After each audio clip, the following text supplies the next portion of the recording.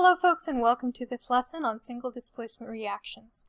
By the end of the lesson, you should be able to identify whether a reaction is single displacement or not, predict whether a set of reactants will perform a single displacement reaction or not, and also predict the products of a reaction that might be a single displacement reaction. Now, as a whole, a single displacement reaction is going to have a compound, and then there is going to be another metal or a non-metal that will displace one of the parts of that compound and take its place instead. So if we're going to draw this as a diagram, it's going to look something like this.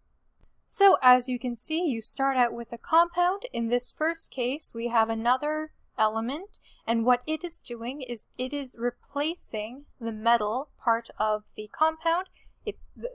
The new element takes part of the compound, and that metal is kicked out.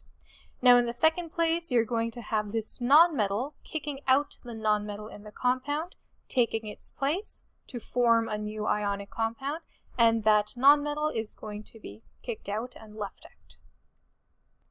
An example of this would be when you take a piece of zinc metal and put it into hydrochloric acid, you're going to find out that you have some bubbles, and then you have the rest of everything left over.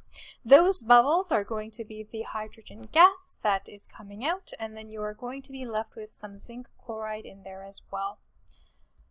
So you can sort of think of this reaction as someone came and took away my partner. So let's go in a little bit deeper into the types of single displacement reactions you can have. So once again, you can have a metal and an ionic compound, such as when you put a piece of iron into a solution of copper 2 sulfate. So when you have this sort of situation, when you have your separate element being a metal, this metal is going to kick out that metal. So instead of having CuSO4, you're going to end up with FeSO4. Now when you're looking at your FeSO4, you have to make sure the charges all work out. In this particular case, iron 2 is a possibility, so I'm just going to leave it as FeSO4. On the other hand, if it turns out that you have iron 3 sulfate, then you can write it out as Fe2SO4 3, which is also viable. However, if you're the one who has to write down what the product is, make it easier for yourself and use that one. The balancing is a little bit easier that way as well. Something else that you're going to need to remember is the fact that you have to take that metal that got kicked out and write it out as well. So from here, make sure that everything is balanced. It is balanced in this case, and then that's it. So a few things to be careful of. One is that your ionic compound is always going to be in solution. So this is always going to be aqueous. And that's because when you take two solids and you try to react with them with each other, there's not a lot of surface area for them to react. Not to mention the energies are not going to necessarily work out either. And so when you have an ionic compound, you're going to usually want to put it in solution to react it in general. Now the other possibility was when you have a nonmetal and an ionic compound. This nonmetal is usually going to be a halogen, and an example of this is when you have a calcium iodide solution and you mix it with a bit of liquid bromine. So once again, we have an ionic compound and we have an element. Now this element is a nonmetal, and so it's going to kick out the nonmetal in this compound. So instead of the calcium being replaced, it's the iodine that gets replaced.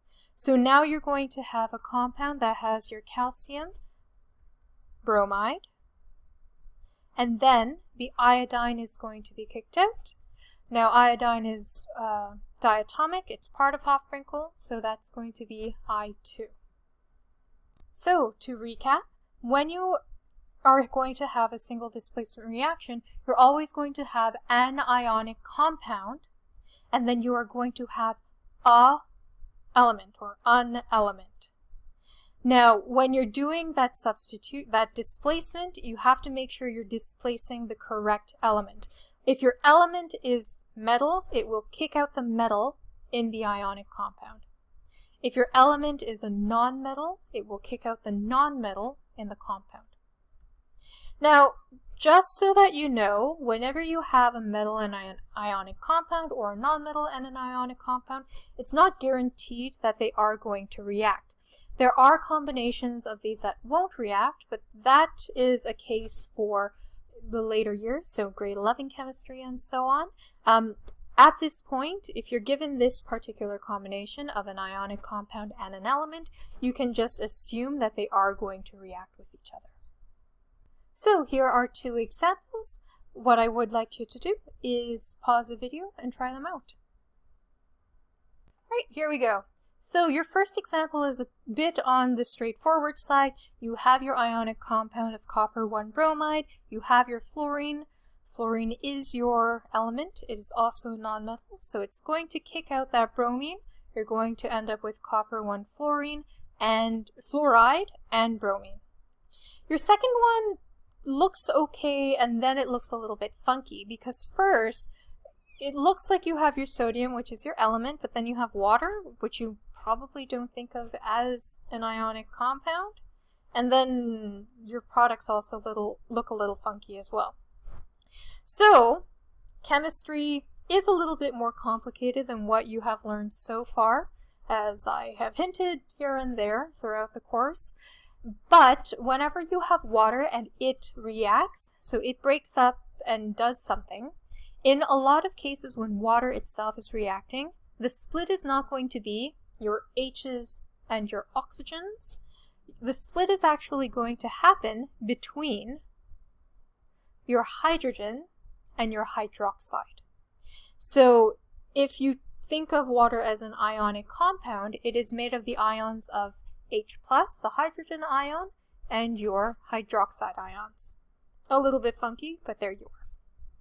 So this is the case, your metal is going to kick out the metal, and it's going to replace it, so you have your compound being sodium hydroxide, and then you're going to have your hydrogens being the one that's kicked out, and it's going to form H2 because it's diatomic, part of Hofbrinkel, and there you go.